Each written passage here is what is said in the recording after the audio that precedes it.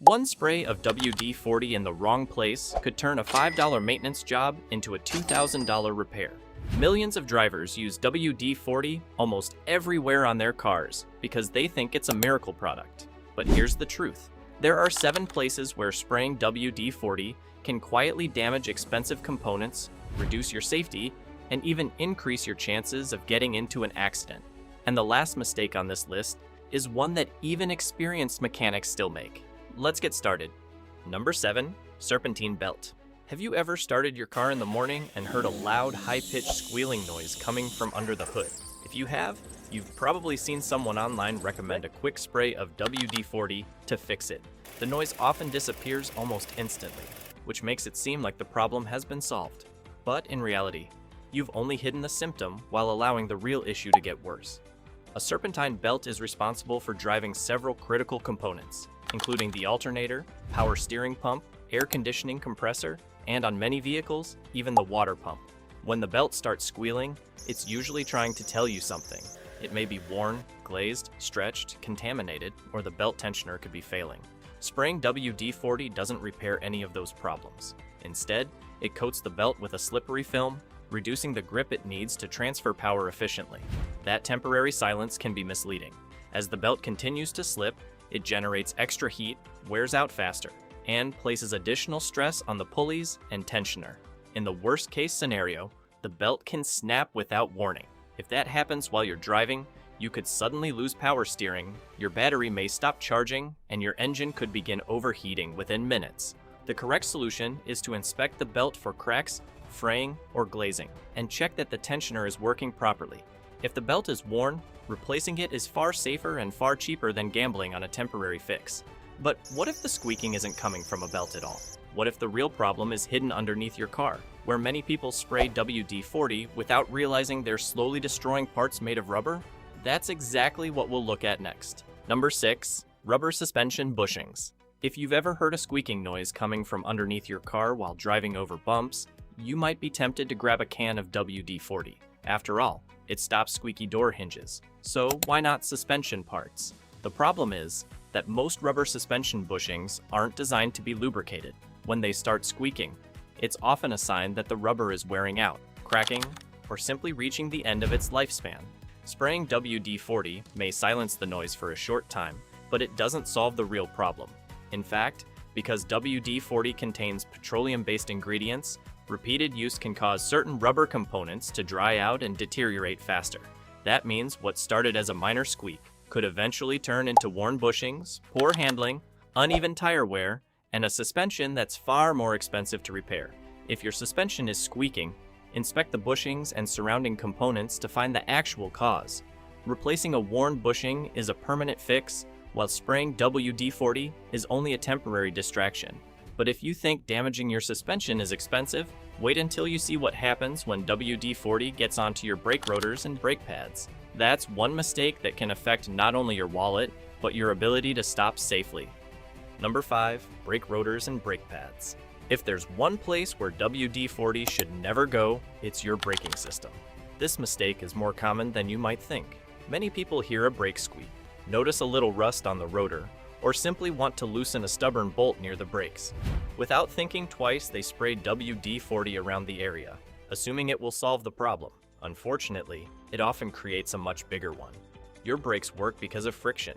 Every time you press the brake pedal, the brake pads clamp tightly against the rotors to slow the vehicle down. WD-40 is designed to reduce friction, which is exactly why it should never come into contact with any braking surface. Even a small amount of overspray can coat the rotors or soak into the brake pads, reducing their ability to grip properly. At first, you may not notice much of a difference, but when you need to stop suddenly, contaminated brakes can increase your stopping distance and reduce braking performance when it matters most. Some drivers assume the heat from braking will burn the lubricant away, but that's usually not the case.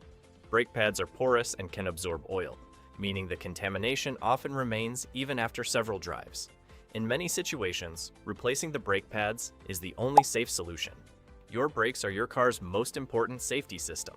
A 5-second shortcut with a can of WD-40 isn't worth risking your ability to stop safely.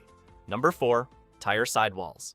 A shiny tire might make your car look cleaner, but using WD-40 to achieve that shine is a mistake you could regret later.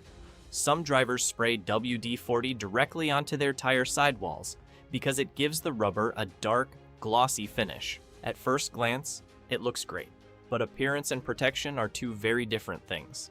Tires are made from specially engineered rubber compounds designed to handle heat, heavy loads, and constant contact with the road. WD-40 isn't formulated to protect that rubber. Instead, repeated use can leave behind an oily residue that attracts dirt and may contribute to the rubber drying out over time. Even worse, if the spray reaches the tire's tread, it can reduce traction, especially on wet roads where every bit of grip matters. A tire's only job is to keep your car connected to the road. Compromising that grip for a temporary shine simply isn't worth the risk. If you want your tires to look new, use a quality tire dressing that's specifically designed to protect automotive rubber. These products enhance the appearance while helping preserve the tire instead of potentially damaging it. So far, we've covered mistakes that happen outside the car. But what if a simple spray of WD-40 inside the cabin could make it harder to control your vehicle in an emergency? That's exactly what we'll look at next. Number 3, steering wheel, pedals, and gear shifter.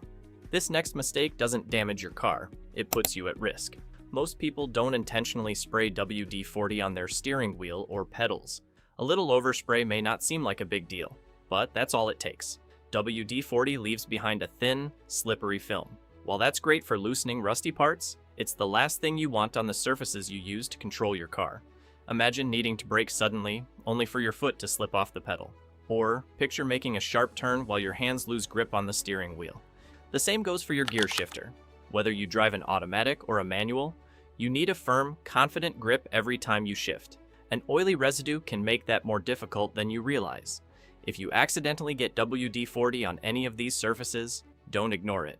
Wipe it off immediately using an interior cleaner or a clean microfiber cloth with a mild degreaser until the surface is completely dry and no longer slippery. But the next mistake is even more expensive. A single spray can trigger a check engine light and cost hundreds to fix. Number 2, mass airflow sensor. Your car's MAF sensor may be small, but it's one of the most important sensors your engine relies on.